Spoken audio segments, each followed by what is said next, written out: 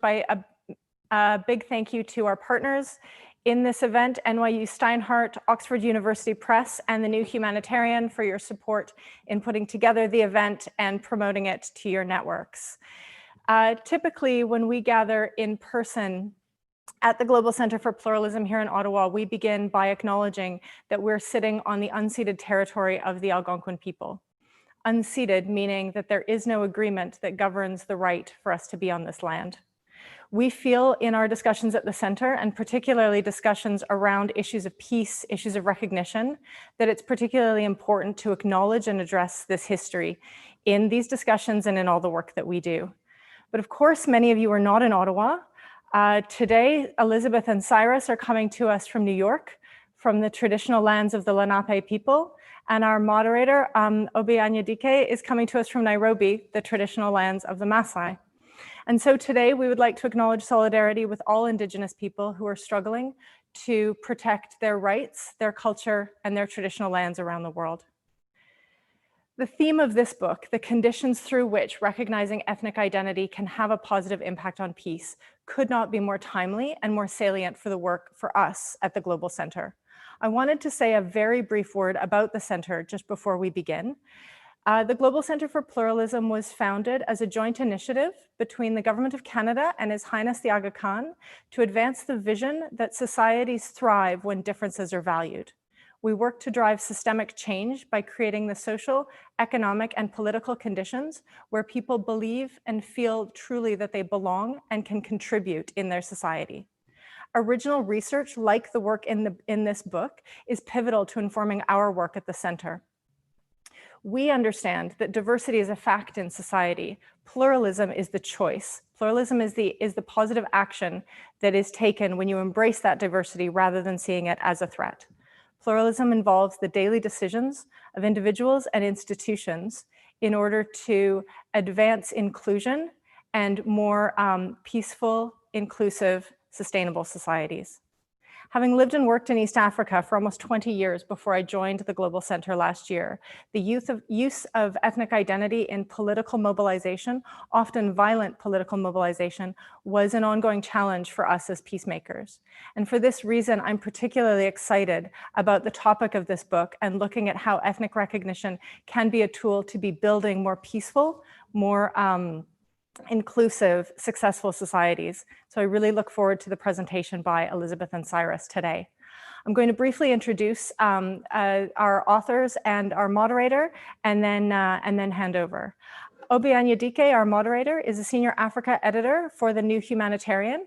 He's based in Nairobi, as I mentioned, and has extensive experience covering issues in the Global South, international development, with a particular focus on issues of violent extremism. We'll be turning over to Obi to be moderating the question and answer session after the presentation from our authors. Elisabeth King is an associate professor of international education and politics at New York University and founding director of NYU's minor in peace and conflict studies. She's a longtime friend of the center, and we have published her work in our Intersections series. Cyrus Samii is associate professor at the Wilf Family Department of Politics at NYU and executive director of the Evidence in Governance and Politics Network.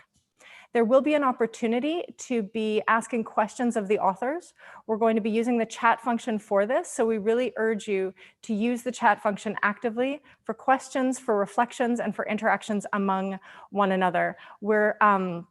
I'm reliably informed by Kalina that in the registration, we had almost 40 countries represented in the participants, which I think for those of us in Ottawa, when we normally have an in-person event, we believe that we do get a bit of an international flavor in Ottawa, but I don't think we can compete with 40 countries represented on the Zoom meeting today. So we're really pleased to see that and really encourage you to actively participate in the chat function. So again, thank you all for being with us today. And I'm going to hand over to Elisabeth and Cyrus, who will walk us through the findings of the book. Thank you. Good morning. Thank you so much, Meredith, and to all of you at the Global Center for Pluralism for inviting us, to Obi Anyadike for moderating today's event. And thanks to you all for coming this morning. Cyrus and I are delighted to be here, really excited to be talking about our new book, Diversity, Violence, and Recognition, with subtitle, and let me say, spoiler alert, how recognizing ethnic identity promotes peace. In the spirit of recognition, we especially appreciate Meredith's acknowledgement that NYU is located in ancestral Lenape homelands. And we're also conscious that New York City has the largest urban Native population in the United States. Positive recognition and inclusion are central themes of our work.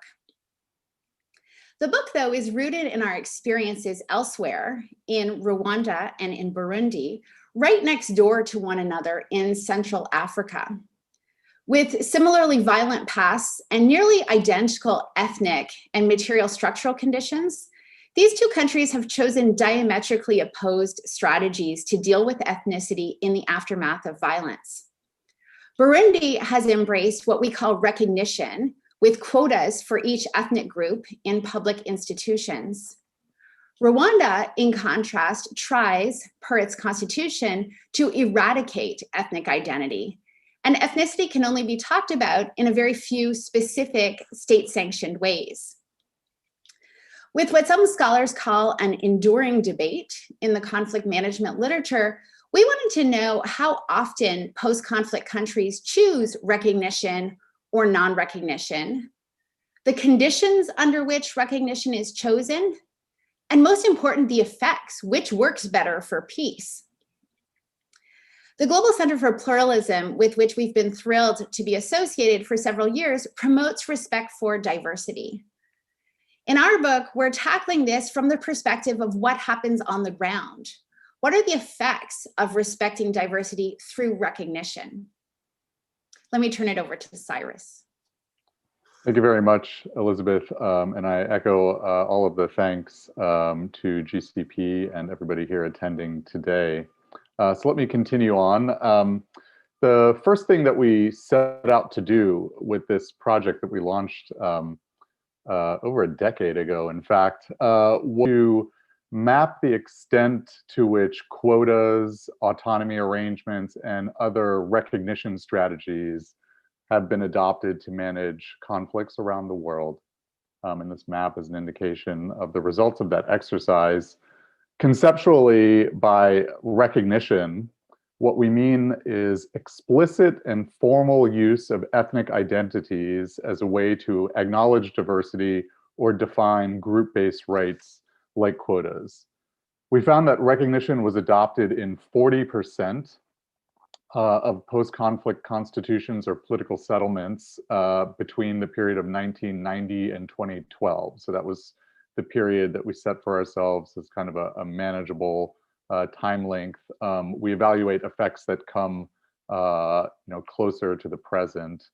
On the slide that you hopefully see here, the cases in dark gray represent the cases of recognition. Light gray represent cases of non-recognition. The white countries here are ones that aren't included in the study. And so as you can see, there's a lot of variation to be explained. So then, having mapped this out, the next task was to try to understand the conditions under which recognition was adopted. And we looked at many factors to try to understand why some countries were adopting recognition and others were not. This includes international factors like colonial inheritance and various types of international engagement. It also includes domestic factors like the level of democracy or whether wars ended with a military victory or a negotiated settlement. And through this, the factor that stood out strongest to us was a characteristic of the domestic political situation. And it was, in fact, whether or not the country was under minority ethnic rule. And in the book, we use the term ethnic power configuration to describe circumstances that define whether members of minority or plurality or majority groups occupy pivotal positions of power in the country. What you see below the map is a table that shows the basic pattern here. We found that countries under minority ethnic rule adopted recognition less than a quarter of the time. But when the leader was from the largest ethnic group in the country, it was adopted 60% of the time. So that's a very large difference. And in fact, perhaps the most pronounced difference that we noted in analyzing the factors that lead to adoption. Then what we did was to try to understand what the consequences of this choice might be.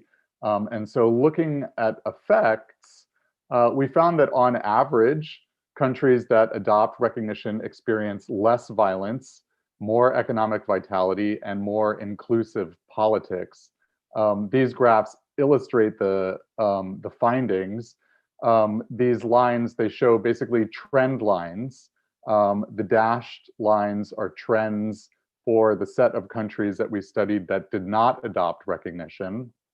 And the solid lines show the trends for countries that did adopt recognition.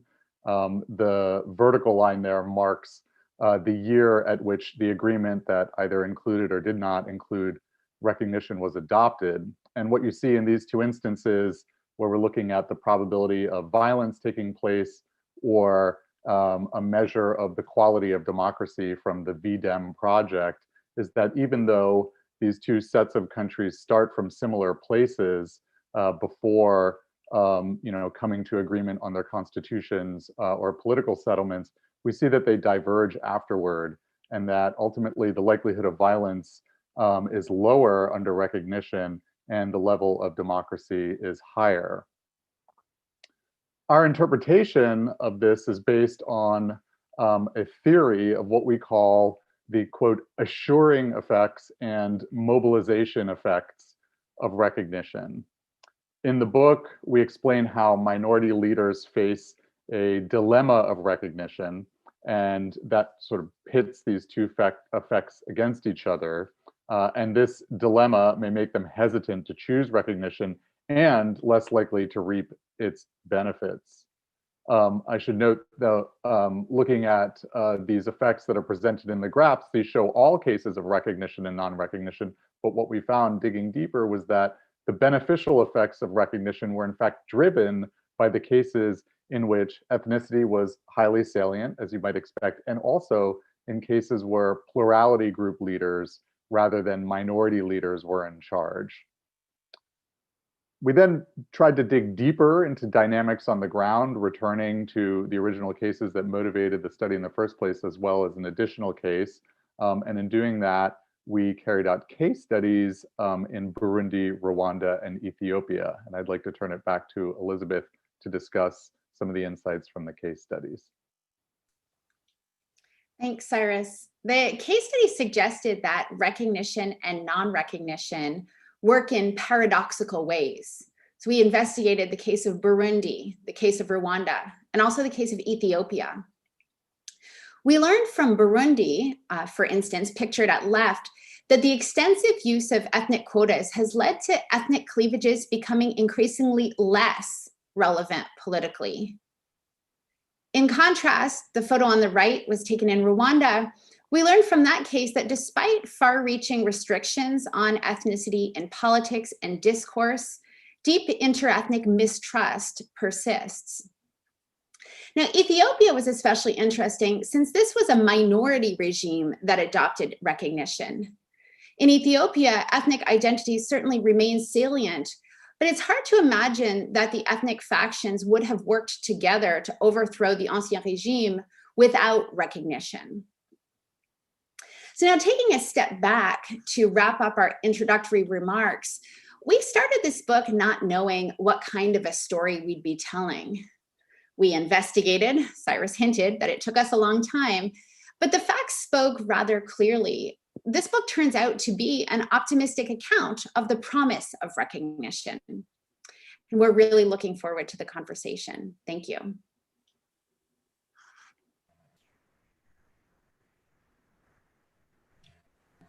Right, thank you, Elisabeth and Cyrus, for that terrific presentation of your work. It's a great introduction to the topics we'll be discussing. And thanks to Meredith and the Global Center for Pluralism for inviting me to moderate this dialogue with the co-authors about their groundbreaking book, Diversity, Violence and Recognition. My work at the New Humanitarian focuses on the impact of conflict and disaster on people and how the aid system responds both its effectiveness in reaching the vulnerable and the politics of the aid industry itself. So I'm also coordinating a new coverage stream on peace building. And thankfully, that's a bit more positive branch of reporting. So this book by you, Elisabeth and Cyrus, is particularly relevant to my work. Before we go on, this is a reminder to anyone who has just joined us to please put your questions in the chat, and we'll be addressing them during the audience Q&A, which will be in about 20 minutes or so. Elisabeth and Cyrus, I have a few questions, and then I'll turn it over to our discussants from the Global Center for Pluralism for their questions and any of the identified chats that have come in. So my first question is, how did this idea about ethnic recognition and political institutions become a book? Thanks so much for the question, Obi. I was a postdoc at Columbia University finishing up a study of Rwanda, which is a case that had recognition from independence till the genocide, and then, as we described, non-recognition in the post-genocide period. And I was lucky enough to be working very close to Cyrus, who is finishing his PhD on Burundi, which is a case that had non-recognition from independence up until mass violence along ethnic lines, and then a policy of recognition. So this began in casual conversations about the effectiveness of ethnic quotas in particular. And then the project kept getting bigger. So we realized that before we could ask questions about the effects of ethnic quotas, we needed to take a step back and go to their origins, and that is to understand the conditions that brought them about, because we didn't want to mix up analytically the effects from what caused these policies to be adopted in the first place. And the other thing that happened is we realized that we weren't just interested in ethnic quotas, but we had the opportunity to think about a set of policy options that might follow the same strategic logic. And in so doing, try to answer a higher order question about conflict management strategies in diverse contexts. Okay, thank you. Could you tell us a little bit more about what ethnic recognition means? The Global Center for Pluralism talks about this in terms of pluralism. Do these concepts differ at all? So I can take this one. So as discussed during the presentation, by ethnic recognition, we mean, the formal use of ethnic identities in political institutions, and the way that we kind of operationalize that concept at a high level for the purposes of the book is to look at the explicit use of ethnic identities in constitutions and political settlements. Sometimes it's just a matter of acknowledging that these different groups exist within the body politic. Sometimes it's used then as the basis to define group differentiated rights. We think about recognition as in terms of an affirmative acknowledgement of the diversity of experiences of different groups. And so in the book, we talk about, perverse recognition, for example, apartheid type arrangements. And what we mean by recognition is the affirmative use rather than this type of discriminatory or exclusionary use. For us then, we think about pluralism as a goal in terms of, a society that respects diversity and potentially benefits from that acknowledgement and respect for diversity, and recognition as being a possible strategy toward achieving that goal. Going into the project, we didn't know if the historical record was going to suggest that this was a good strategy. In fact, when Elisabeth and I were first talking about these differences between the two countries, I would say that, things were still very much, this was, as I said, over a decade ago, some 12 years ago, things were very much still to be determined as to what outcomes would look like in the two countries that motivated us in the first place, and then more broadly. So we didn't come into this with a sort of axe to grind, pushing for recognition or anything like that. The findings that we're presenting to you really motivate, our advocacy of this idea now. It was really based on the empirical record. We, had things look differently, we might be arguing in a very different way. I think that one one last thing I would add is that, insofar as the distinction between pluralism and recognition might be a distinction between sort of outcomes and strategies, the two concepts share something in that I think they serve as very useful broad concepts that allow us to talk beyond any specific strategy like federalism or specific use of quotas, and rather to think about sort of the big choices or the big goals that allow us to kind of organize a lot of these more specific strategies together, and I think for us, there's a lot of analytical value in being able to do that. Maybe one for Elisabeth. You chose Burundi, Rwanda, and Ethiopia for your case studies. What stands out for you from those cases as takeaways for people working in peace building? And can you comment on the current situation in those countries and how that kind of relates to your book's findings? Thanks for the question, Obi. So in terms of case selection, certainly Cyrus and my work in Burundi and Rwanda was part of the motivating factor, because it had this fascinating variation between these two countries that had so much in common, and also variation over time in each country. So allowing us a lot of analytical purchase to try to figure out what was going on there. And then Ethiopia emerged as such an interesting case because here was a minority regime that was choosing recognition, right? In contrast to the broader global trends that Cyrus presented a little bit earlier. So we were really curious to learn from Ethiopia what happens in this kind of set of circumstances. So in terms of what stands out to us from having investigated these cases in depth, I think is one, just going back to our presentation, that the paradoxes of what we saw certainly complicate the story. That is, it is surprising to many that with Burundi putting ethnic identity front and center, we actually see some depoliticization of ethnicity. And we see the reverse in Burundi. I think that the other thing, and thinking about you reporting on peace processes in the region, for instance, would be to say that, a lot of the reporting and scholarship on peace processes today, not to mention African politics more generally, often really overlook noteworthy institutional innovations by political leaders in Africa. And so our book actually joins some other books that we really respect and appreciate that tries to learn from the institutional experiments and advance a more optimistic account of the power of post-conflict institutions.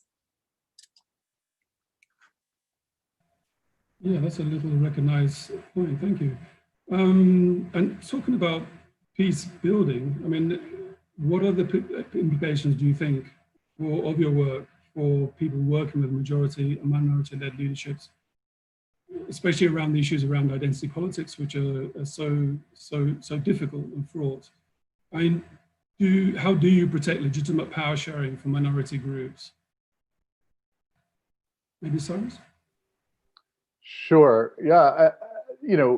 This idea of an ethnic power configuration, the idea that the individuals or individual who occupies sort of a pivotal place in politics might then be attached to a minority group or a plurality or majority group. I mean, it's kind of, in our opinion, a very crucial structural condition to understand in a country, to sort of understand the nature of the political dynamics that are likely to follow from either the adoption of recognition or non-adoption of recognition.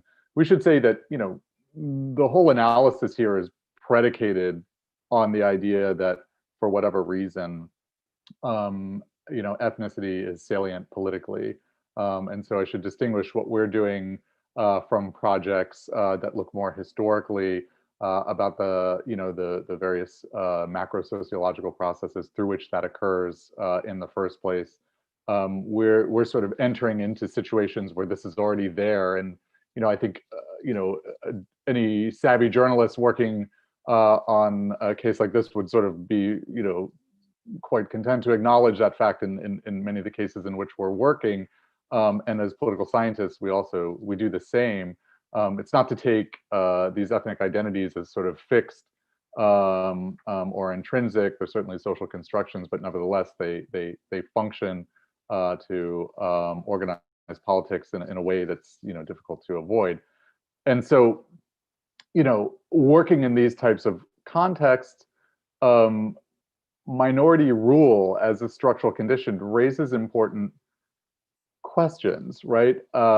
Insofar as ethnic identity is highly salient politically, leaders who come from minority groups in these types of contexts are in a difficult position, you might say, if you just think about in these types of contexts, the way democratic elections tend to play out. There's insofar as ethnicity is a major axis around which politics is organized, there's sort of an inherent instability that's there that we think lends itself oftentimes to attempts to kind of countervail those tendencies, and therefore leads to authoritarian tendencies. And so I think in a circumstance where you have in a situation like this, where ethnicity is a very salient factor politically, and you have minority leader in charge, right? The goal would seem to be to somehow use institutions and politics to diminish the salience of ethnicity. That would seem to be, the approach that's necessary. I would say then, unfortunately, on the basis of our analysis, forcing people to avoid reference of ethnicity, that is to say, extreme forms of non-recognition, may not be the most effective way to do that. I think that's one of the paradoxes that we note, right? On the one hand, we need to diminish the salience of ethnicity politically. We need to depoliticize it, right? Well, that would suggest, okay, let's just all pretend that it doesn't exist. That doesn't work. Okay, that's the paradox of non-recognition that we find in the Rwanda case suggests that that's not really a strategy. Okay, so somehow we think that even minority leaders should seek to find ways to work with the other paradoxical effect, which is to use recognition to ensure rights, to kind of dampen the degree of threat that groups feel in association with political transitions, right? And capitalize on the other paradoxical effect, which is the paradoxical effect of recognition that allows for that issue to kind of be addressed in a straightforward manner, such that politics can be about other things, other dimensions can become more relevant, okay? And so that's kind of a tension that we present, that yes, the goal should be to diminish the salience of ethnicity, but that doesn't necessarily imply that the right strategy should be to force people to pretend that it doesn't exist.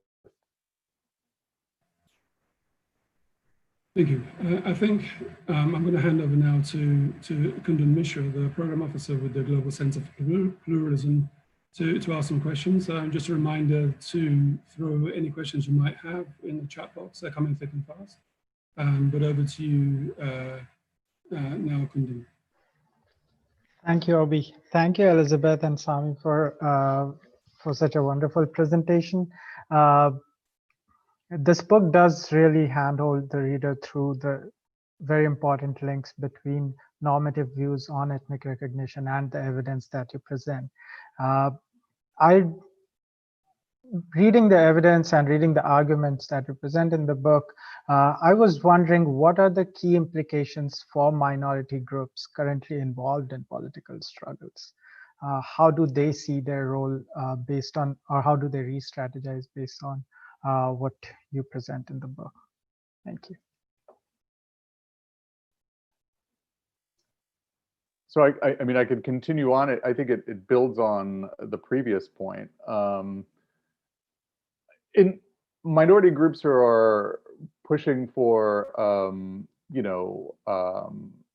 protections, essentially group-based protections in our setting, or in the way that we analyze things, would presumably find a more accommodating circumstances, in situations where, political system is relatively stable. If they are members of the opposition, or for whatever reason not part of the ruling bloc, I think on the basis of our analysis, there are arguments that groups like that could forward vis-a-vis members of the ruling bloc, particularly if they come from the plurality or majority group in the country, that would suggest that, well, I mean, recognition and providing group-based rights for us would not threaten your standing politically, and has the benefits of kind of diminishing attention that could serve to undermine democratic politics in this context. I mean, that what we find is that generally that logic seems to prevail in countries where the pivotal actors, again, these are countries where ethnicity is salient, and in those contexts where the pivotal actors come from majority or plurality groups, it tends to be the case that in those circumstances rights are afforded simply because there's no dilemma that the leaders face. They can issue those rights to kind of address the source of tension in the political system, but to do so in a way that doesn't undermine their authority. In circumstances where minority groups have achieved power, again, we get back to the tensions that I was referencing in responding to Obi's question. And in those circumstances, I think that there's a case to be made that attempting to force people to ignore ethnic identity would be problematic.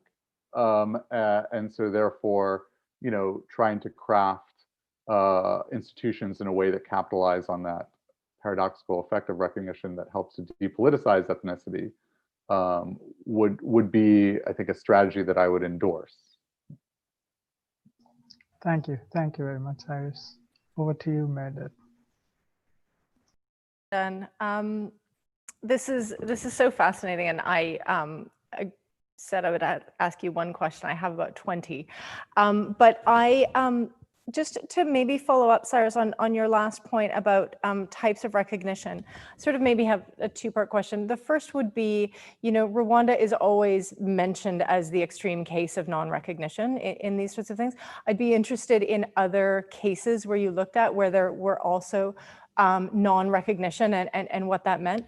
But my really core question is looking at this specific type of recognition. What we see in so many countries where there has been ethnic recognition in maybe constitutionally or in the political systems, there's a danger that it doesn't get depoliticized, but it gets utilized as a mechanism for mobilizing political blocs.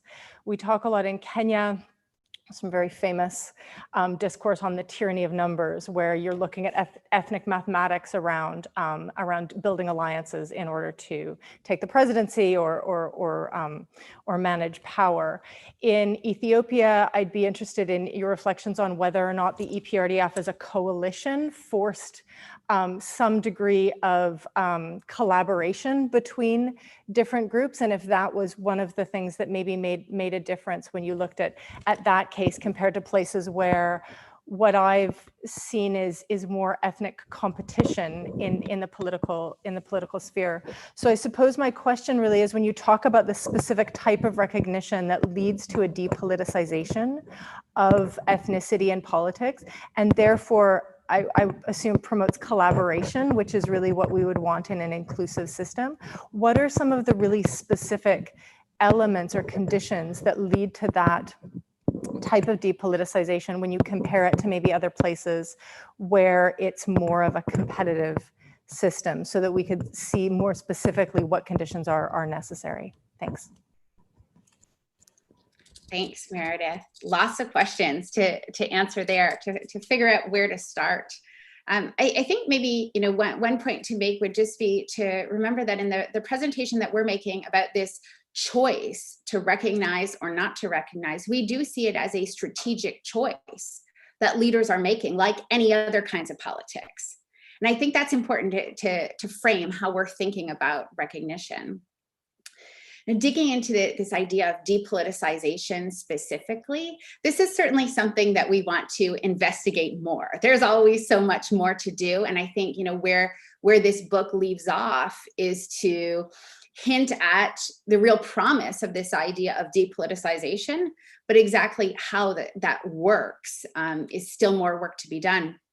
That said, we were at giving a presentation last week to the Swedish government, and one of the audience members asked us about the Dayton Accords in Bosnia and asked us about this 3-pillar structure based on Bosniaks, Croats, and Serb identities versus something like in Burundi, where we had the integration of people from different ethnic groups working together face to face as part of the institutionalized structure. And so, we began to think out of that, always thinking of next projects, to do more, to think about it, exactly how the inclusion happens as potentially part of the mechanism to understand the depoliticization. But of course, there's the other side, that the former Yugoslavia had more of a multicultural policy than the pillarized approach. So certainly we can add on the very long to-do list to do more work to understand exactly how depoliticization might work. And we think there's a potential for some micro-level studies to allow us to do that. So here we had this cross-national study and then these in-depth case studies. So some micro-level experiments, for instance, might be a really interesting way for us to begin to get at that. And then the last thing to say would also just be that here we're focusing on short run and medium run effects. And there's also a lot more to learn from the longer historical record. And that's something that we're thinking about in book number 2, where we're thinking about expanding the set of cases and also the time that we'd be eager to investigate. I think there's more questions to pepper you with. I think I'll turn to the group chat box now. This perhaps goes to the nature of the post-colonial states from Ahmed Yusuf. But the question is, why is nation building always overriding the recognition of ethnic self-rule? Why is nation building almost always overriding the recognition of ethnic self-determination, basically? Should I take a stab at that one? It's interesting. When we first presented this work, the manuscript in its early formulation, we had sort of a workshop where some people were advocating for what we would call the sort of like modern liberal perspective on all of this, which there's a strong normative tradition that suggests that what we're proposing here by way of recognition is some sort of step backward. Like, shouldn't we be pushing to basically remove these proper nouns from our lives, meaning these ethnic identities, and pursuing an ideal, a liberal ideal, where everybody is just treated as a citizen that's sort of like indexed in some sort of neutral fashion where ethnicity doesn't exist. And I think there's some intersection with that sort of modern liberal ideal and sort of perspectives on cosmopolitanism and things like that. And as a normative ideal that I think has informed many of the strategies that reflect exactly what you're talking about in terms of nation building. I mean, it's certainly appealing and there's a lot of logical coherence to it, but what it fails to do is to recognize where we are at the moment, in the histories of the specific countries that we're talking about, right? As a matter of fact, if we sort of, force ourselves to kind of avoid any reference to these categories, right? There are accumulated inequalities and harms that have never been redressed that we will be willfully ignoring. And so I think that, the appeal of nation building, is some combination of, in the appeal of nation building, like to the exclusion of the type of recognition strategies that we're talking about, is some combination of the appeal of the logical consistency of that modern liberal argument, and then oftentimes also the very sort of like cynical interests of groups who are in power who don't are seeking ways to sort of avoid distributing rights or sharing that power, right? So I guess, the more cynical interests, that's sort of in the realm of politics, and there's nothing,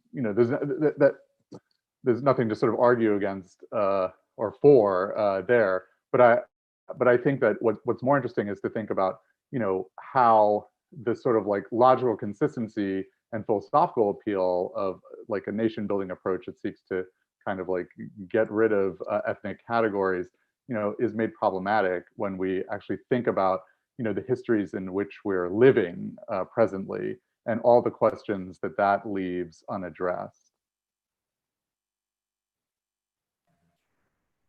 Thanks. And this is a potential curveball from Lema Shejni. Did your research point to any factors that hinder peace building even after institutional recognition? I'll throw that to Elisabeth. Yeah, no, an excellent question. And of course, there's so many variables that are both included in the study and lots that we didn't have the opportunity to explore, in this broader question. We were really focusing on institutions that recognize ethnic identity. What we did do was we looked at, as much as we had this high level concept, we also wanted to see if and how recognition was implemented.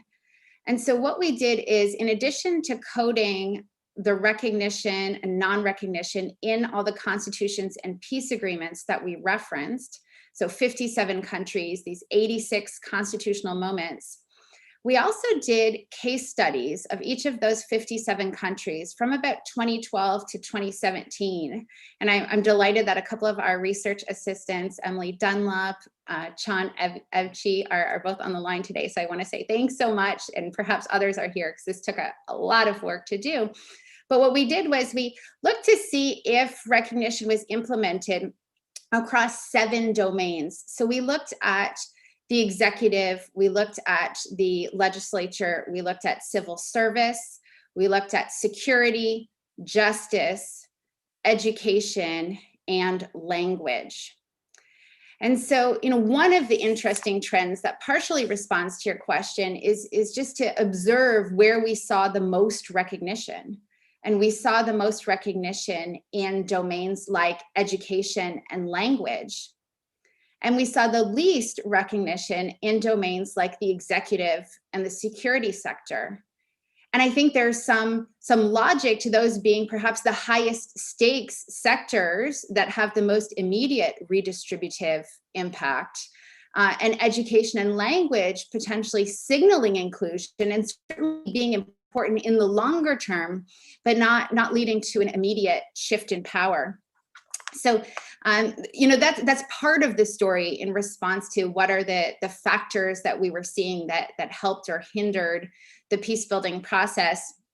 And two, just to finish up saying, we are portraying a good news story here, so that on average, recognition leads to more inclusion, less political violence, increases in the quality of democracy and in economic vitality.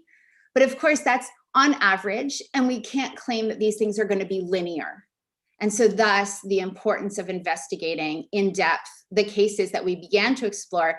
And I see in the chat too, some terrific suggestions of other cases that would be important to explore, some clarifications on Bosnia and Herzegovina. And thanks so much for those corrections. And to Francis Stewart, who we quote a huge number of times, delighted to have you on the call. Of course, Lebanon, so many people have said, you should have started the book in 1989 instead of 1990. More work still to do. So thanks. Could I actually ask Francis Stewart's question about what the evidence was for politicization of identity in Rwanda and depoliticization in Burundi? Yeah, so this comes from the case studies, really. I think evaluating something like this, if one wanted to then come up with a sort of generalizable measure, perhaps one could do some sort of content analysis of the discourse. But a couple of things. Let's take Burundi, case that I know very well. The fact is that the axis of contention since the 2015 crisis has not been ethnicity. The main opposition leader right now in Burundi is Agathon Rwasa, the former FNL leader, known as a sort of Hutu radical, basically. I mean, if you look at the rhetoric of his movement, you know, prior to the past decade, really, the idea that he would preside over a multi-ethnic opposition coalition, I mean, 20 years ago would be absolutely unimaginable. Okay, so I mean, clearly circumstances in the country have not been great, particularly since the third term crisis going on a little over 5 years now.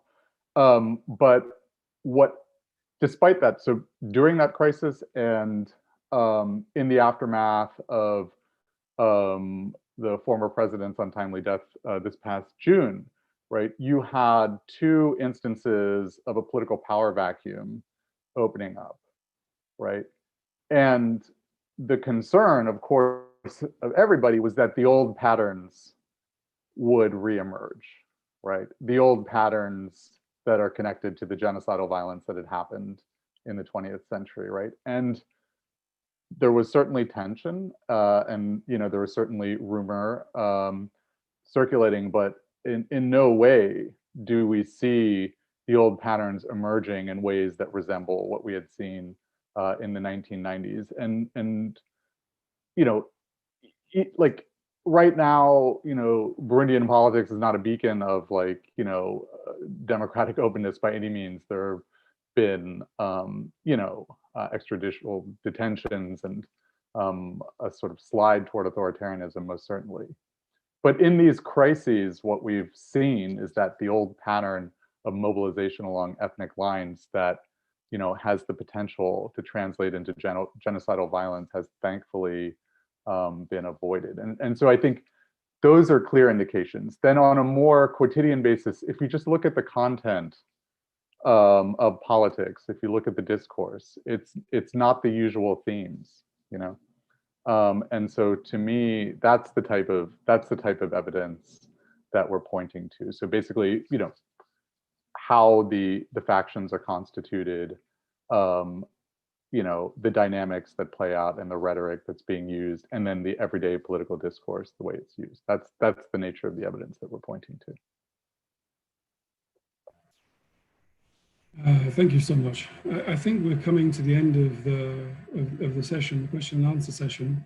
I would just like to thank you very much, Elisabeth and Cyrus, for availing yourself, as people like to say in the UN, for this. I found the work groundbreaking and incredibly interesting. I come from a country, Nigeria, where the rotation of political leadership is not enshrined in statutes, it's kind of informal. We do have a thing called a federal character, but there's been a long debate about how that feeds into national unity. So I found this quite illuminating. So thank you very much. And I think I'll hand over to Meredith. Thank you, Obi. Great, Obi, thank you so much. And to Elisabeth and Cyrus, thank you so much for your reflections, and to the participants for a wealth of really interesting questions and thoughts in the chat. I think, as Elisabeth said, this is maybe the beginning of a very extensive book series that all of you are going to be making your life's work. There's so many more questions. I note a question in the chat about Canada, and I think I would just again reinforce that while we've been talking primarily about cases in Africa, this is really a question that we grapple with around the world. Myanmar has been on my mind as we've been thinking about this discussion today. We certainly have not finished these discussions and these issues here in Canada. I would also think that we're sort of living through some particularly interesting history for all of you in Ethiopia right now, a move from minority leadership to a leader who represents the majority or plurality ethnic group, and the changes in the EPRDF there. So I think some follow-on work on the Ethiopia case study, I think we'd all watch that space very carefully, along with Lebanon and several of the other cases that have been mentioned in the chat. just really to conclude, I would say that one of the other questions that I just noted was this notion of sort of what does pluralism bring in all of this?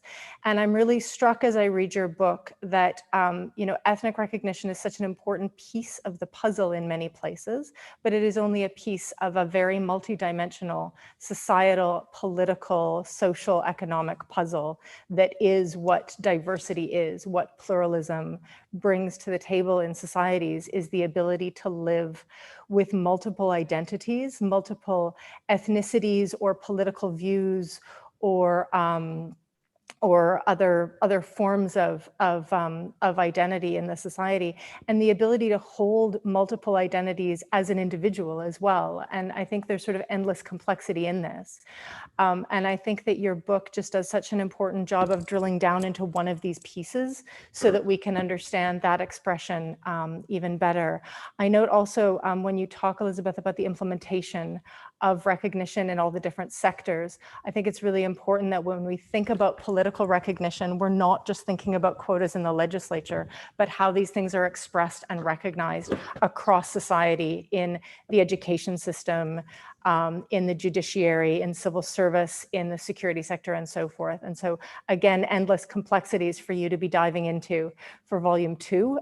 We very much look forward to launching Volume 2 in partnership with you when that research is concluded. And we're so grateful to you for your research, for your thoughts, to all of the participants for your time today. I think this is the beginning of a longer conversation, which we really look forward to continuing to have with all of you. And Obi, and to the New Humanitarian, again, thank you so much for your continued reporting on these complexities from around the world. I think we all really appreciate as well the importance of media demonstrating that complexity is not a vice in this sort of reporting on these issues around the world, and we appreciate that enormously. So again, thank you to everyone for joining us today, and we look forward to continuing the conversation. Thanks very much. Thank you. Thank you. And we're out.